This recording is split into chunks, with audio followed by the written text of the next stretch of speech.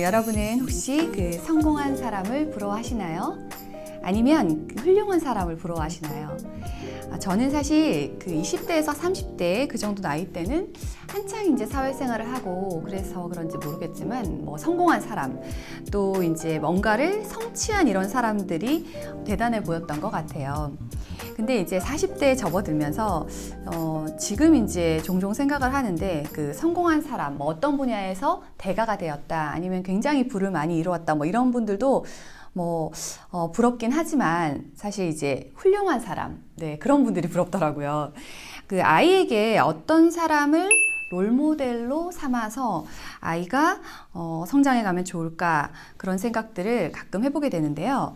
그 존경할 만한 사람 또 이제 훌륭한 사람이 딱 그 어떤 롤모델이 떠오르지 않더라고요. 요즘 들어서 이제 뭐 혁신가라고 불리는 분들이 있잖아요. 뭐 사업가이자 혁신가인 뭐 스티브 잡스나 빌 게이츠 뭐 여러분들이 있는데 이런 분들은 글쎄요, 훌륭하다는 생각이 저는 딱 들지는 않더라고요. 그래서 그 과연 존경받는 거, 훌륭한 거 이런 게 뭘까라는 생각에 좀 미치게 됐어요. 그래서 한국인이 가장 존경하는 역사 인물은 여러분들이 추측하시겠지만 이순신, 뭐 세종대왕, 김구 선생님, 뭐 안중근 의사 이런 분들이 있습니다. 그 현존하는 인물에서 10대들이 존경한다고 가장 많이 존경한다고 쓰신 분은 반기문 전 유엔 사무총장이 또 있더라고요.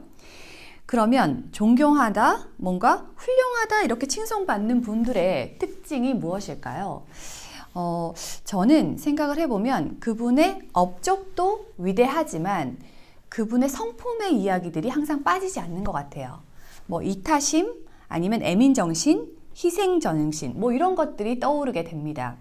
그래서 앞서 말씀드린 뭐 세종대왕이나 이순신 역시 우리가 생각할 때 그런 인품까지 같이 훌륭하게 갖췄다, 뭐 이런 생각이 들잖아요. 제가 이 훌륭한 사람을 좀 생각을 하면서 여기 책 그 두 권을 한번 소개해 봐 드리려고 하는데요. 이게 고전이죠. 고전인데 예전에 읽고 사실 깊은 감흥을 예전에 어릴 때는 잘 못 느꼈던 것 같아요. 근데 요즘에 정신이 좀 어지러울 때 제가 다시 책을 종종 꺼내서 읽고 있는데 여기에서 제가 느꼈던 그 훌륭한 사람의 어떤 답을 좀 찾았다라고 생각이 들었어요. 제가 이제 이 책 먼저 논어에서 그 공자의 제자 자공이 이런 얘기를 했습니다. 선생님, 그 어떤 사람이 과연 훌륭한 사람입니까? 라고 했더니 마을 사람이 모두 훌륭하다 하면 그 훌륭한 사람이 될까요? 라고 물었어요. 그랬더니 이제 공자가 고개를 저으면서 아니다. 그 훌륭한 사람에게서 훌륭한 말을 듣는다면 그 사람은 틀림없이 훌륭한 사람이다. 그런데 나쁜 사람에게서 훌륭하다라는 말을 듣는다면 그 사람은 훌륭한 사람이 아니다. 라고 하였습니다.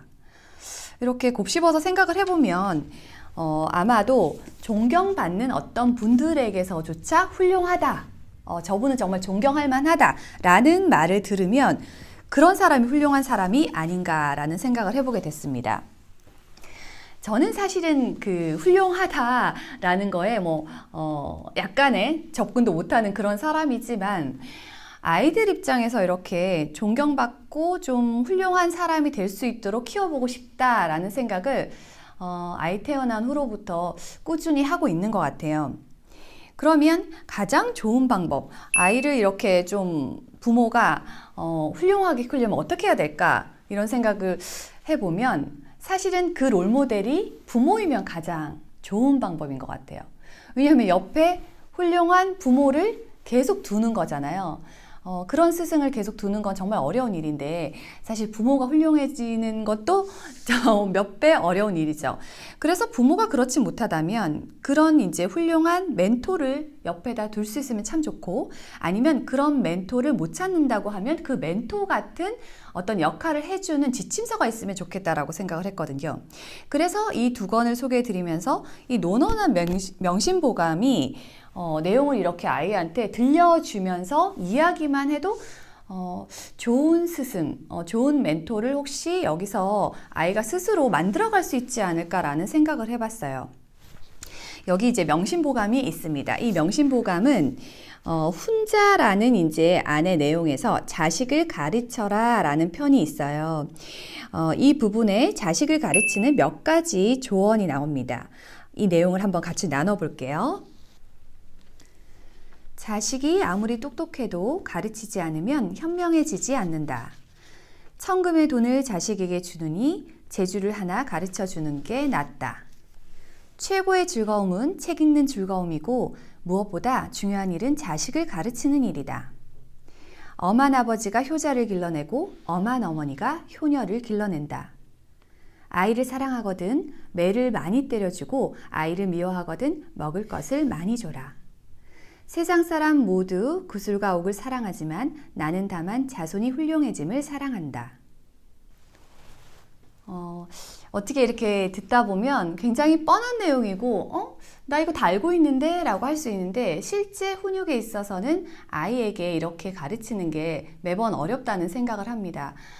이전 세대, 정말 오래전 세대부터 이렇게 내려오던 이야기이긴 한데 정말 괜찮은 자식, 훌륭한 자식으로 키우기 위해서는 사실 그 매라는 의미가 훈육을 더하고 잘못된 길로 가지 않게 계속 이제 가르침을 주고 뭐 이런 의미로 받아들여지더라고요.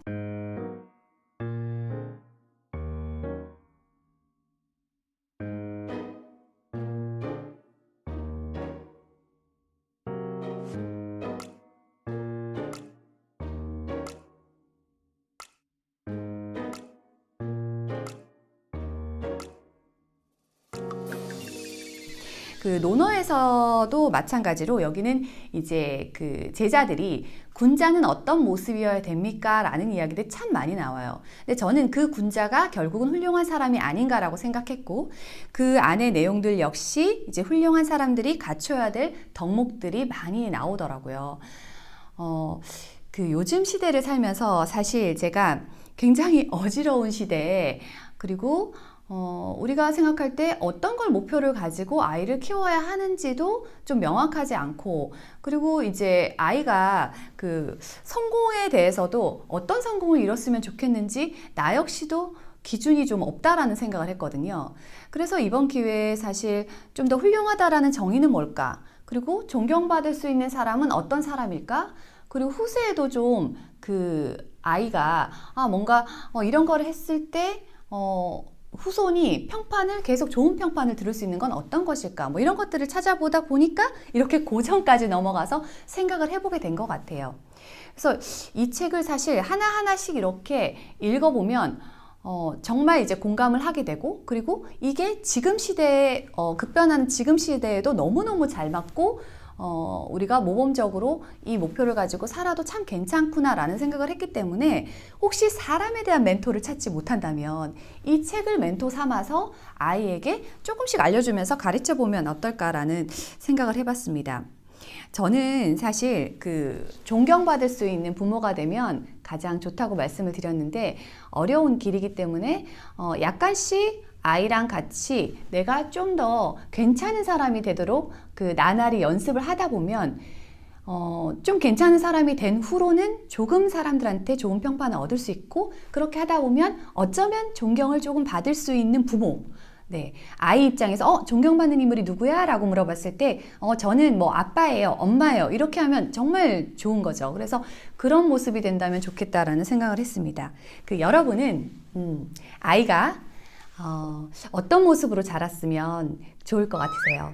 그 어떤 성공을 거뒀으면 하는지 아니면 아이가 미래에 아이 스스로 역할을 잘하는 친구가 되었으면 좋겠는지 또는 굉장히 행복한 사람이 됐으면 좋겠는지 각자 가치관에 따라서 굉장히 다른 모습을 생각하고 계실 것 같아요. 오늘 이제 이렇게 책 속에와 함께 그 훌륭한 사람에 대해서 한번 얘기를 드렸는데 아이랑 좀 저녁에 이렇게 그 얘기를 좀 나눠보시고 아이도 스스로 생각하는 본인의 미래상 그리고 그리고 여러분이 생각하는 아이의 모습도 한번 설계해 보는 시간을 가져봤으면 좋겠습니다.